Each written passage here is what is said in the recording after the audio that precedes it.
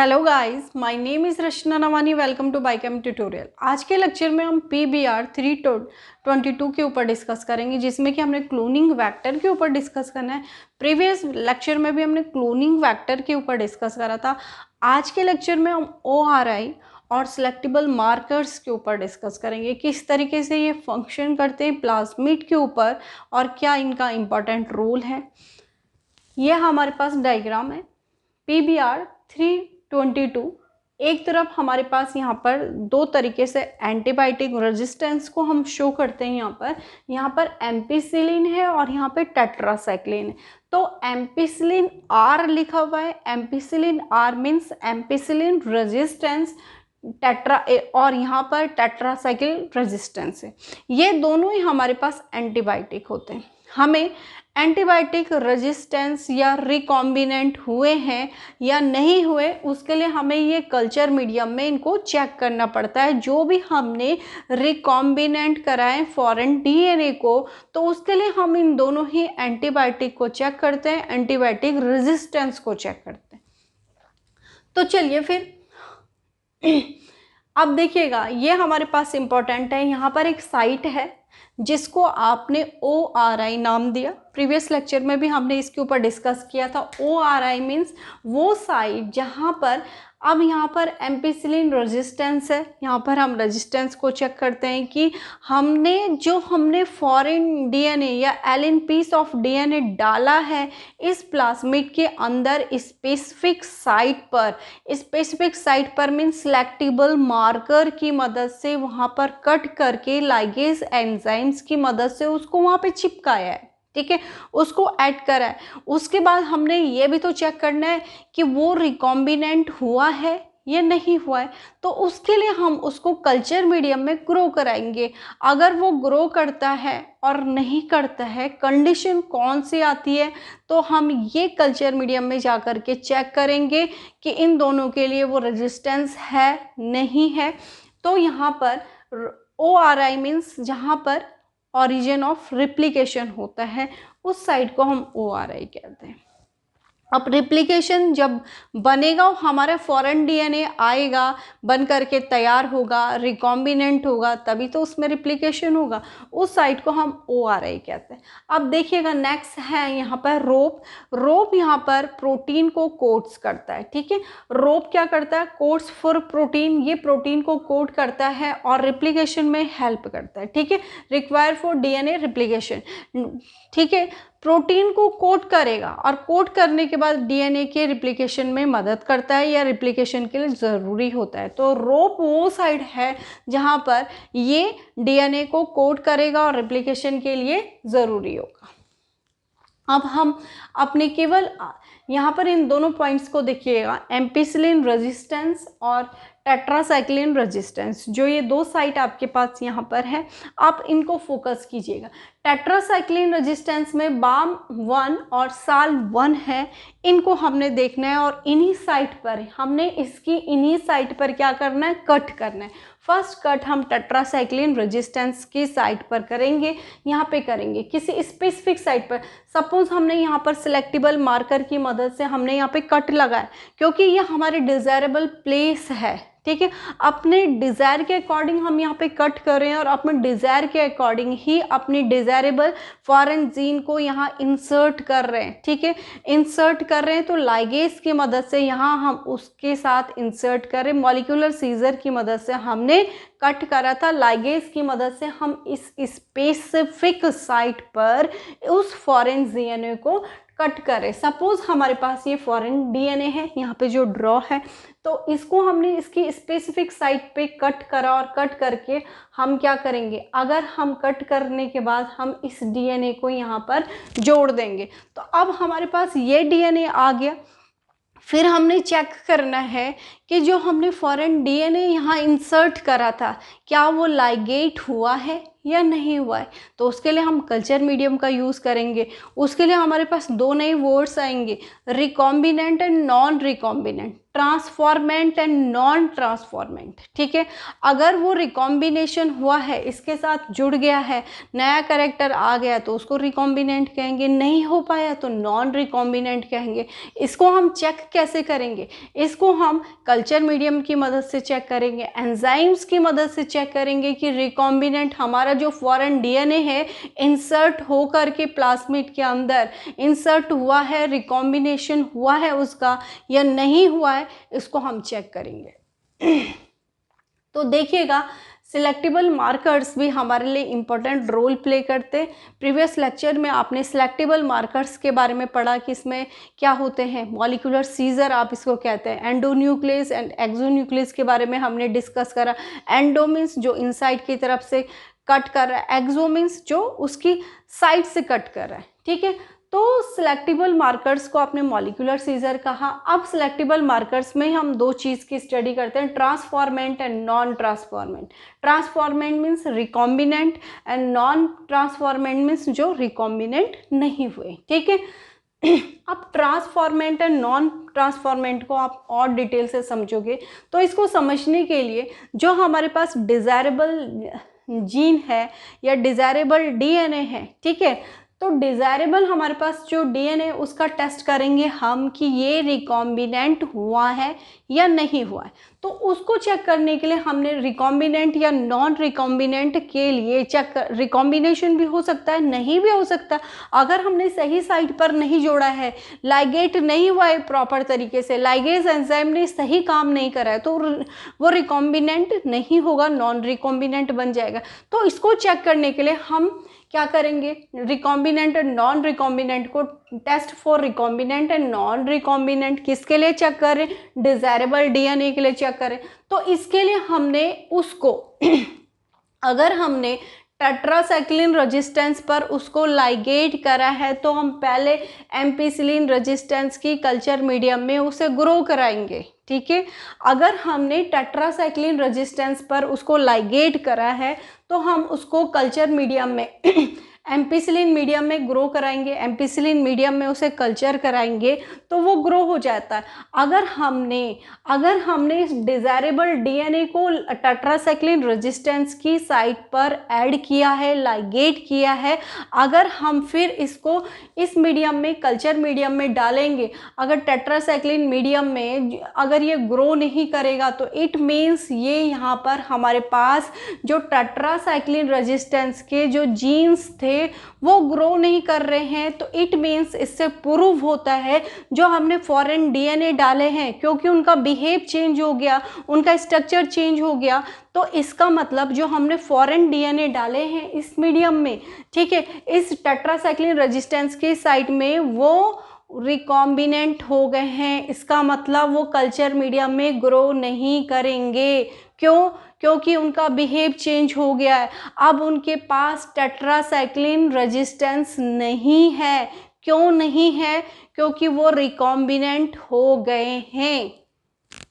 ठीक है, अब देखिएगा एम्पिसिलिन मीडियम में अगर हम उनको ग्रो कराएंगे तो वो एम्पिसिलिन रेजिस्टेंस में ग्रो कर देंगे, क्योंकि देख लीजिएगा उस साइड में हमने कोई भी फॉरेन डीएनए या कोई भी कट नहीं लगाया है। टेट्रासाइक्लिन रेजिस्टेंस में हमने कट लगाया है फॉरेन डीएनए के लिए। अगर जब हमने कट लगाया तो चेक करना है हमने कि ये फॉरेन डीएनए यहाँ पर लाइगेट हुआ है या नहीं हुआ है, मीन्स रिकॉम्बिनेंट है, हुआ है या नहीं हुआ है। या इसके लिए हम इसको क्या करेंगे, चेक करने के लिए दोनों ही एंटीबायोटिक रेजिस्टेंस मीडियम में कल्चर कराएंगे, ग्रो कराएंगे। फर्स्ट अगर हमने एम्पिसिलिन रेजिस्टेंस में उसको ग्रो कराया तो एम्पिसिलिन रेजिस्टेंस मीडियम में उस कल्चर मीडियम में एक पेट्री डिश लेंगे। इस कल्चर मीडियम में अगर ये ग्रो कर लेते हैं एम्पिसिलिन रेजिस्टेंस में, इट मीन्स नॉन रिकॉम्बिनेंट है। ठीक है, क्यों? क्योंकि उसके लिए रिकॉम्बिनेशन हुआ ही नहीं। अगर हम टेट्रासाइक्लिन रेजिस्टेंस कल्चर मीडियम में से ग्रो कराते हैं, अगर वो ग्रो नहीं होते हैं, अब देखिए क्यों नहीं होते, क्योंकि हमने उनमें कोई छेड़छाड़ नहीं करी, कोई डिज़ायरेबल जीन नहीं डाला, डीएनए नहीं डाला, तो वो रिकॉम्बिनेंट नहीं हुए। तो इसका मतलब अब यहाँ पर क्या हो गए, ये रिकॉम्बिनेंट हो गए। क्यों? क्योंकि इनमें डीएनए हमने फॉरेन डीएनए डाला था, रिकॉम्बिनेंट हो गए, तो इसलिए ये इस कल्चर मीडियम में ग्रो नहीं करेंगे, ग्रो नहीं करेंगे। इट मीन्स ये क्या हो गए, रिकॉम्बिनेंट हो गए। रिकॉम्बिनेंट हो गए, इनका कैरेक्टर, इनका डीएनए चेंज हो गया। अब ये रिकॉम्बिनेंट हो गया हमारे पास, तो इसका मतलब जो रिकॉम्बिनेंट हो गए वो ट्रांसफॉर्मेंट है। जो रिकॉम्बिनेंट नहीं हुए, अब एम्पिसिलिन रेजिस्टेंस के लिए रिकॉम्बिनेंट नहीं हुए थे, इट मीन्स ये क्या है, नॉन ट्रांसफॉर्मेंट। अब हमने यहाँ पर पढ़ा रिकॉम्बिनेंट एंड नॉन रिकॉम्बिनेंट। अब हम नेक्स्ट टॉपिक को डिस्कस करने जा रहे हैं, insertional inactivation. This is most important. ये जो टॉपिक है आपके पास, ये इम्पॉर्टेंट टॉपिक है, इंसर्शनल इनएक्टिवेशन। इसी के मीनिंग में, इसी के वर्ड में ही इसका मीनिंग छुपा हुआ है।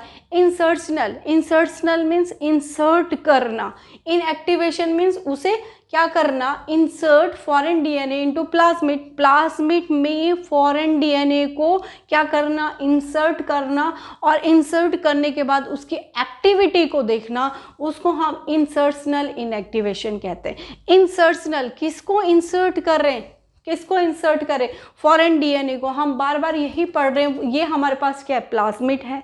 हम प्लाज्मिड में किसको इंसर्ट करेंगे, फॉरेन डीएनए को इंसर्ट करेंगे, तो उसी को हम इंसर्शनल इनएक्टिवेशन कहते हैं। एक बार दोबारा से, इंसर्शनल इनएक्टिवेशन में ये हमारे पास प्लाज्मिड है PBr322, इसमें हम फॉरेन डीएनए को जब इंसर्ट कर रहे हैं तो उसकी एक्टिविटी को हमने चेक करना है, उसकी एक्टिविटी हम देखेंगे, तो उसी को हम इंसर्शनल इनएक्टिवेशन कहेंगे। अब ध्यान देना, insert foreign DNA into plasmid.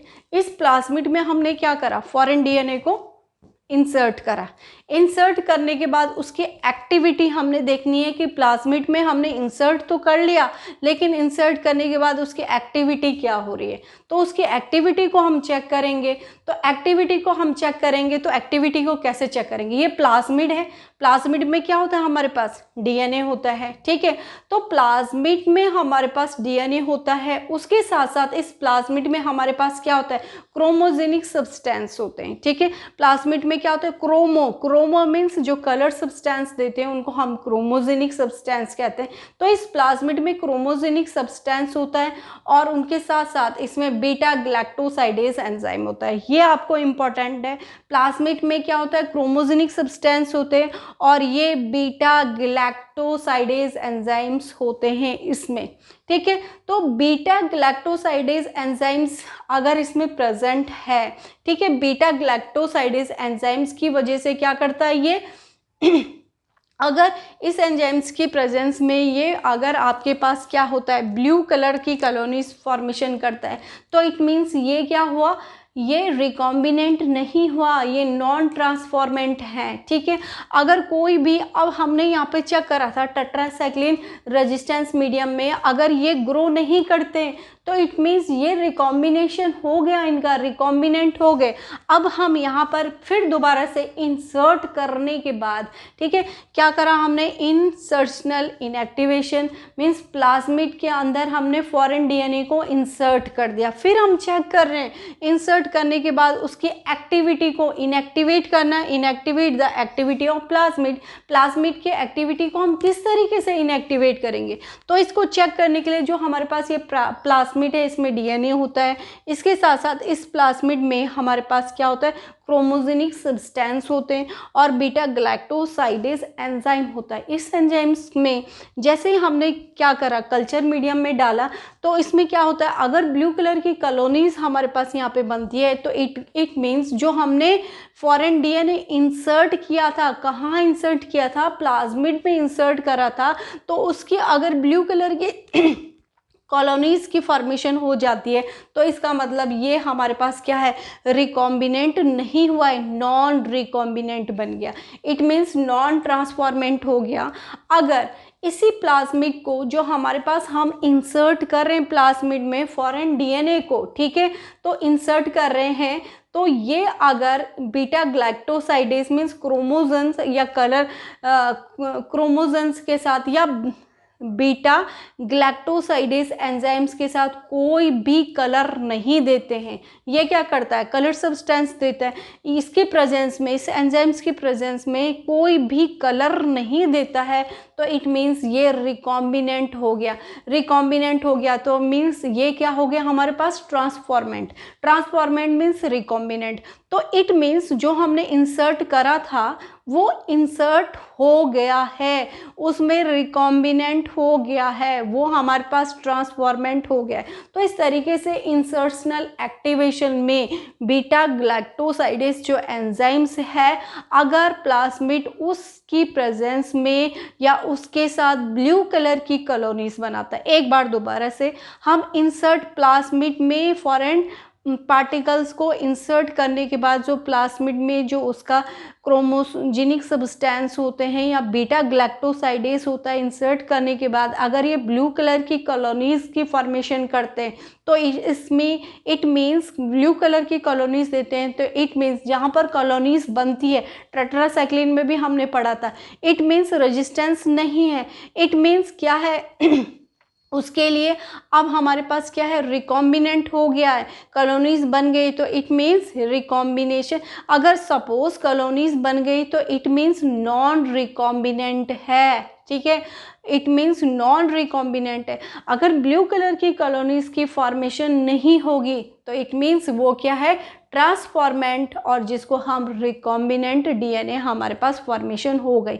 इसी को हम इंसर्शनल इनएक्टिवेशन कहते हैं। इंसर्शनल मीन्स इनएक्टिवेट करना, ठीक है, किसको इनएक्टिवेट करना, इंसर्शनल मीन्स इंसर्ट करना, ठीक है, इंसर्शनल मीन्स इंसर्ट करना, किसको इंसर्ट करना, फॉरेन डीएनए को किस में इंसर्ट करना, प्लाज्मिड में इंसर्ट करना। फिर उसके एक्टिविटी को हम चेक करते हैं, अगर बीटा ग्लैक्टोसाइडेज के साथ क्या होता है, ब्लू कलर की कॉलोनीज देता है, तो इट मीन्स वो नॉन रिकॉम्बिनेंट है।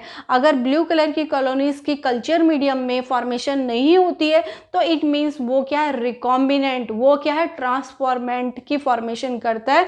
तो इस तरीके से आज के लेक्चर में केवल हमने 2 ही पॉइंट को कवर किए, ठीक है। सिलेक्टिबल मार्कर्स की मदद से हम उसकी रिकॉम्बिनेंट एंड नॉन रिकॉम्बिनेंट को हम चेक करते हैं। उसके बाद हमने इंसर्शनल इनएक्टिवेशन के बारे में पढ़ा। आई थिंक कि स्टूडेंट आपको ये टॉपिक समझ में आएगा। नेक्स्ट लेक्चर में हम इसकी और डिटेल्स स्टडी करेंगे। Thank you for watching.